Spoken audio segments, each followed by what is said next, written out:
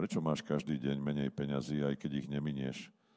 Nuž, starší ľudia si určite pamätajú, keď jeden rožok stal 30 halierov a dnes 15 centov, teda 4,5 koruny. Gratulujeme, rožok je nová kryptomena. Inflácia je ako ten slizký sused, čo ti v noci vysáva benzín z auta.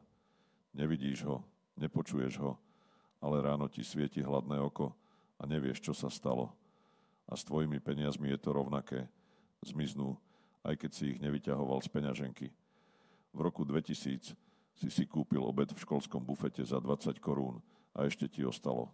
Dnes za 5 eur nedostaneš ani polovičný vrep a pitie si dones z domu, chlapče. A benzín?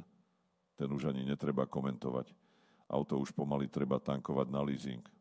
Problém je v tom, že inflácia je zákerná a pomalá, ako tá pani pred tebou v rade na pošte. Netrhá sa dopredu, ale pekne si ťa vychutná. Každý mesiac ti potichu odkrojí kúsok z hodnoty tvojich peňazí. A zatiaľ, čo ty makáš, reálne máš stále menej. Dá sa proti tomu brániť? Samozrejme. Určite neodkladaj peniaze do ponožky, lebo inflácia ti tú ponožku zožerie zvnútra. Budeš držať peniaze v banke z úrok 0,1%. To je ešte horšie ako ponožka.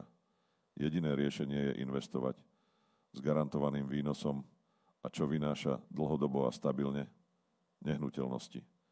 Tie poskytujú pasívny príjem, vďaka ktorému sa nebudeš báť, že o rok bude stáť rožok už euro.